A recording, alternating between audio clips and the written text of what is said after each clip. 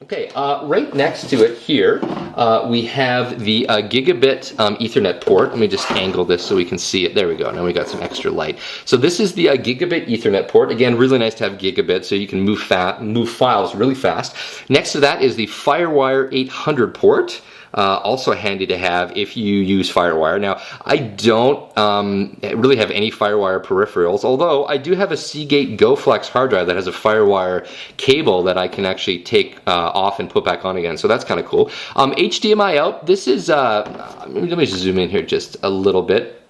HDMI out is actually something that's new to the Mac Mini, and there were a lot of people that were waiting for HDMI out, largely because there are some people that use a Mac Mini as like a media server, and they hook it up to their big screen TV, and obviously having HDMI out makes it really nice and easy. But of course, this is still not a great kind of TV companion compared to the Apple TV or an Xbox 360 or something else that's really truly designed to work with your television. But anyway, this is the mini display port here. One of the things that hasn't showed up yet, but I actually ordered a mini DisplayPort to regular DisplayPort cable from a website called Monoprice. They have really, really affordable cables.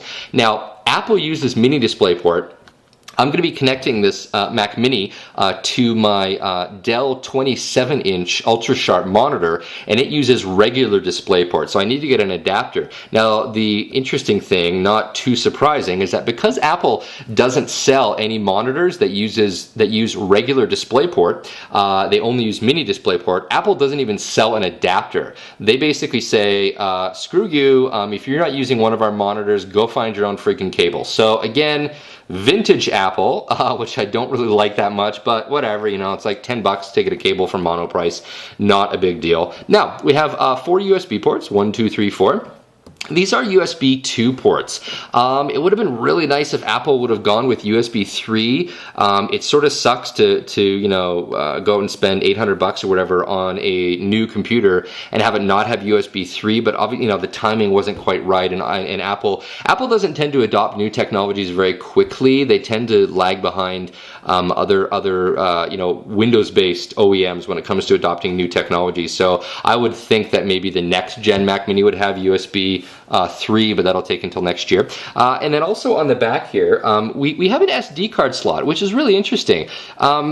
It's sort of ridiculous that it's on the back. I can't think, although, the overall chassis is pretty small, I'm not entirely sure how convenient it's going to be to reach around the back and oh, I said reach around, to plug in, the SD card in the back.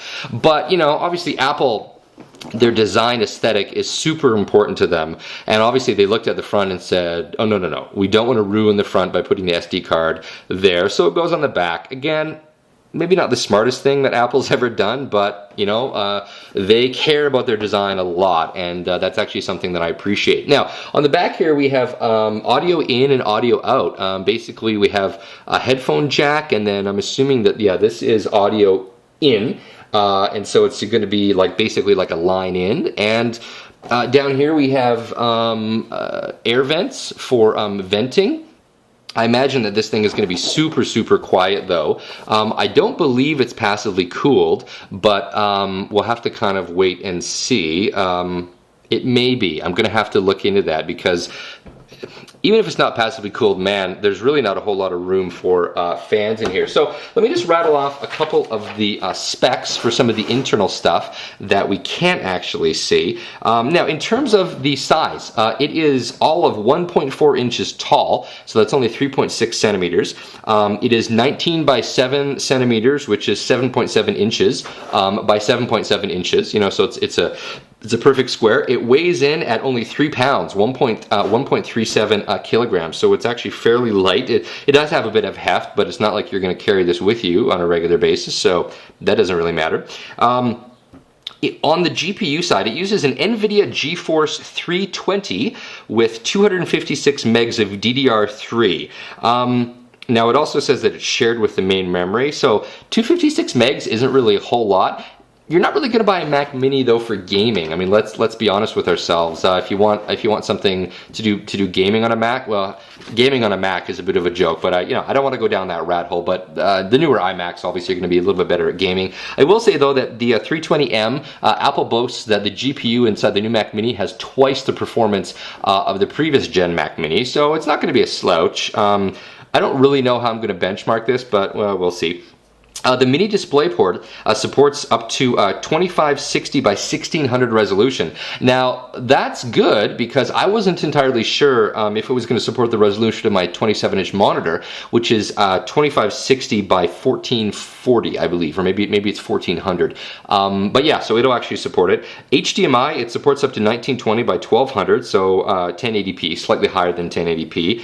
The DVI to HDMI adapter, I already mentioned that. There's a VGA output if you get a separate adapter, and then there's it says support for extended desktop and video mirroring across both ports. So basically you can use both ports, so that's kind of cool. Now it has built-in 802.11n. So that supports ABG compatible, and it's also N. It's Airport Extreme. It has built-in Bluetooth 2.1 with enhanced data rate. I already mentioned the gigabit Ethernet. Inside this particular unit, there's a 320 gigabyte hard drive. It doesn't say how fast it is. I'm pretty sure it's 5400, which sort of sucks. Would have been nicer if it was 7200, but there you go. There is a 500 gigabyte option if you buy this model, and in addition, there's actually a server version of the Mac Mini that has two 500 gigabyte hard drives. So I obviously got just sort of the regular consumer version. And that is really about it. I mean, I've kind of talked about all of the basics. I've talked about the design. I've talked about what it comes with. So all there is really left to do is for me to hook up this beautiful hunk of aluminum and hook it up to my machine and start to actually use it. I'm going to be doing a bit of an experiment. I'm not too sure how well it's going to turn out, but I'm going to actually do a bit of an extended sort of almost like a stream of consciousness video as I'm using the Mac Mini for the first time. Now again, I'm a hardcore Windows guy. I'm not a Mac fan, kind of dislike Apple as a company, but I kind of felt like it was time for me to check out, you know, the Mac Mini. And so in a separate video, and I'm going to see how it works. If it's good and I think it's worth sharing, I'll definitely upload it and you can kind of check it out. But I want to actually do like a running sort of commentary as I'm getting to figure out how the Mac works and OS X works, how the initial setup experience is, kind of all that jazz. Yeah, so this has been Jason Dunn for the first time representing Apple Thoughts. This has been a first impressions video and look at the new Mac Mini. Of course, stay tuned for my follow-up video, which will be installing RAM and upgrading the RAM, which I think is going to be really simple. And then I'm also, like I said, going to be doing a full review video. So yeah, join me as I explore this new crazy world of OS X. Please comment on the video. If you have any questions, I'll be happy to answer them.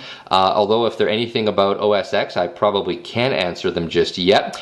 Subscribe to our channel and vote on the video. Thanks a lot for watching.